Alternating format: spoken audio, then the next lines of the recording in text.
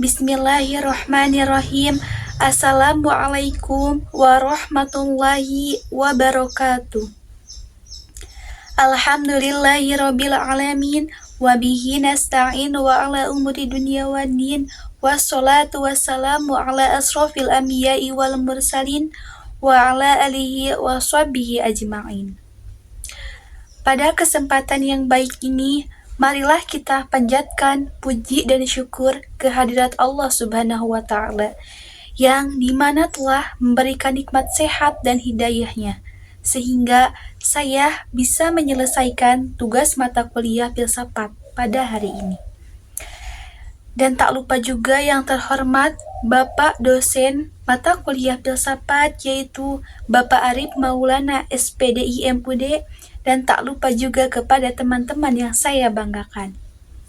Perkenalkanlah, saya Siti Hamidah dari Prodi Pendidikan Agama Islam 1C dengan NIM 011124011075. Oke, baik. Di sini saya akan menjelaskan salah satu resum yang sudah saya kerjakan dari minggu-minggu atau pertemuan-pertemuan sebelumnya. Resum yang saya ambil yaitu tentang mengenai 3 cabang filsafat ilmu. Nah, apa aja sih 3 cabang filsafat ilmu tersebut? Nah, yang pertama yaitu adanya ontologi, yang kedua epistemologi, dan yang ketiga aksiologi. Nah, dari ketiga istilah cabang filsafat tersebut sangat akrab di telinga para dosen, filsuf, ataupun orang-orang yang punya ketertarikan terhadap filsafat. Baik itu filsafat ilmu, filsafat perkembangan, filsafat pendidikan Islam, maupun ilmu-ilmu di luar filsafat. Barangkali pada kesempatan kali ini saya akan coba share sedikit tentang makna atau pengertian, atau juga cara memahami karya ketiga cabang filsafat tersebut. Karena banyak sekali referensi dengan ulasan-ulasan yang banyak dan kompleks ya teman-teman.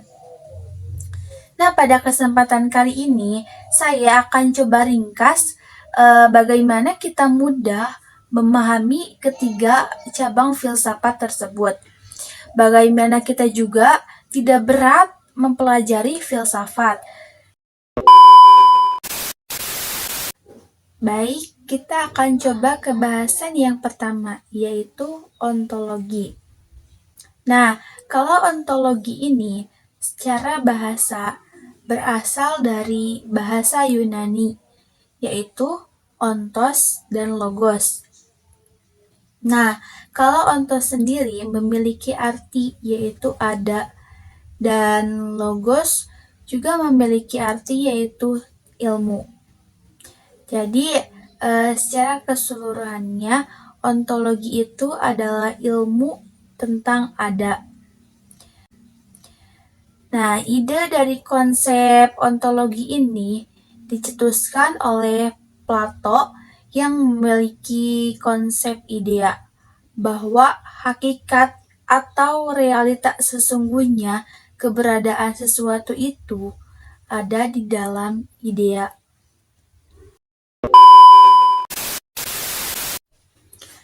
Nah, secara sederhananya, ontologi ini mempelajari sesuatu yang ada. Nah, sesuatu yang ada itu sifatnya baik materi yang tampak maupun tidak tampak yang kita yakini keberadaannya. Nah, kalau kita menganalisa satu objek dengan pendekatan ontologi, maka kita pelajari dulu terlebih dahulu apa itu hakikatnya. Oke, nah makanya secara umum ontologi itu dapat dianggap sebagai disiplin ilmu yang menyelidiki hakikat segala sesuatu yang ada, Jadi, kuncinya itu adalah menyelidiki hakikat. Hakikat itu makna kandung di dalamnya, makna yang sebenarnya. Makanya, kalau kita ingin memahami makna yang sebenarnya, butuh pemikiran yang mendalam untuk pemikiran filsafat ini. Nah, misalkan kita ingin menyelidiki apa itu bumi, apa itu matahari, apa hakikat dari bumi, dan apa hakikat dari matahari. Makanya, kita selidiki dengan pendekatan ontologi. Nah, atau contoh lainnya, ketika kita ingin membangun suatu rumah. Nah, rumah itu pada hakikatnya ada di dalam idea atau ada di kepala kita. Yang sebelum dibangun itu, pasti rumah ataupun gambaran rumah itu sudah ada di dalam idea. Jadi, ontologi itu mempelajari tentang hakikat sesuatu atau keberadaan sesuatu. Atau kalau disederhanakan, ontologi itu berbicara tentang apa. Makanya, ketika kita ingin mengaplikasikan ontologi terhadap suatu objek, nah di situ kita akan melakukan pemeriksaan atau pemeriksaan analisis apakah sesuatu itu ada atau tidak ada, karena realita itu terkadang menipu antara penampakan dan realitanya. Nah, makanya dalam ontologi ini kita akan belajar tentang membedakan antara penampakan dan realita, karena terkadang apa yang nampak tidak seperti realitanya. Contoh misalkan ya, contoh sederhananya langit. Penampakan langit itu kan terlihat biru, tapi ketika kita lihat lebih dekat lagi, misalkan menggunakan pesawat lebih tinggi lagi, maka sebenarnya langit itu warnanya tidak biru. Jadi, dalam ontologi itu, kita akan membedakan tentang penampakan dengan realita yang sesungguhnya. Makanya, dalam kajian ontologi, ini sering sekali membahas tentang hakikat sesuatu atau hakikat keberadaan sesuatu. Apakah hal itu benar-benar ada atau tidak? Nah, atau kalau kita contoh aplikasikan dalam bidang keilmuan, misalkan di kampus itu ada jurusan manajemen pendidikan Islam. Nah, manajemen pendidikan Islam dikaji dari segi ontologi, maka akan berbicara tentang bagaimana menganalisis dan memeriksa apakah manajemen pendidikan Islam ini tuh benar-benar ada atau namanya saja manajemen pendidikan Islam. Pada dasarnya atau di dalamnya itu sama saja seperti halnya manajemen pendidikan secara umum. Jadi, kita akan menganalisis ada atau tidak bidang keilmuan itu. Kalau manajemen pendidikan setelah dikaji secara ontologi itu menghasilkan bahwa manajemen pendidikan itu emang benar-benar ada, maka langkah selanjutnya adalah mengkajinya secara epistemologi. Nah, begitu. Nah, kemudian dalam konteks lain, istilah ontologi itu yang berasal dari bahasa Yunani, yaitu on yang artinya being dan logos yang artinya logic, bisa diartikan dengan theory of being atau teori tentang keberadaan. Nah, ini hakikat sesuatu yang ada ya, yang tadi sudah saya sampaikan. Nah, kalau kajian filsafat ontologi oleh para ahli diartikan sebagai salah satu cabang filsafat yang menyelidiki dan mempelajari mengenai hakikat yang ada dan dari sesuatu yang ada dan keberadaan. Seperti yang tadi saya sampaikan bahwa untuk pendekatan ontologi ini menjawab pertanyaan apa itu rumah, apa itu bumi, apa itu alam semesta, dipelajari, diselidiki makna yang sebenarnya dari sesuatu yang ada tersebut. Begitu, ini berkaitan dengan ontologi ya. Nah, lanjut ke bahasan yang kedua yaitu epistemologi. Nah, kalau epistemologi ini membicarakan tentang ilmu pengetahuan. Nah, dalam epistemologi ini, sesuatu akan dilihat dari sudut pandang bagaimana sesuatu itu ada atau bagaimana cara mewujudkannya. Makanya sering dengar istilah metodologi. Dalam kajian keislaman, kita kenal dengan istilah bayani, burhani, dan irfani. Nah, bayani, burhani, dan irfani itu adalah salah satu media cara mengetahui pengetahuan. Kalau bayani ini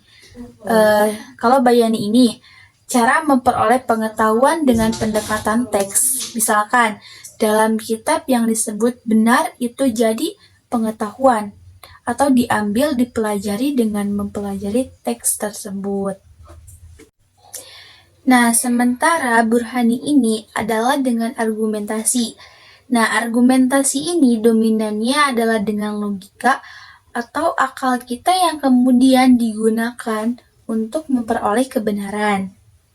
Jadi, selain kebenaran itu bisa kita ambil dari teks kitab suci, kebenaran pun bisa sampai ke kita dengan pendekatan logika. Nah, akal kita ini mesti diberdayakan ya teman-teman untuk memperoleh kebenaran. Sementara irfani ini adalah lebih kepada makrifat. Nah, gitu. Nah, secara sederhananya, kita tidak usah membahas lebih dalam lagi dengan istilah-istilah ini ya. Yang jelas, dalam epistemologi ini sesuatu akan dilihat dari sudut pandang bagaimana sesuatu itu ada atau bagaimana cara mewujudkannya. Makanya, sering dengar istilah metodologi. Nah, epistemologi itu adalah metodologinya.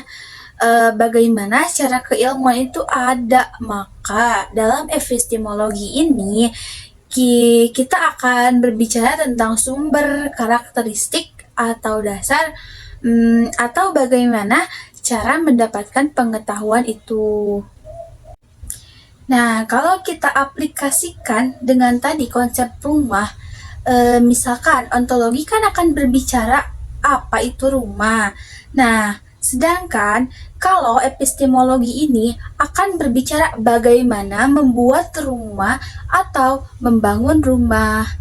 Nah, jadi setiap hasil arsitektur memiliki caranya sendiri, memiliki metodologinya sendiri, epistemologinya pun sendiri dalam membuat rumah tersebut.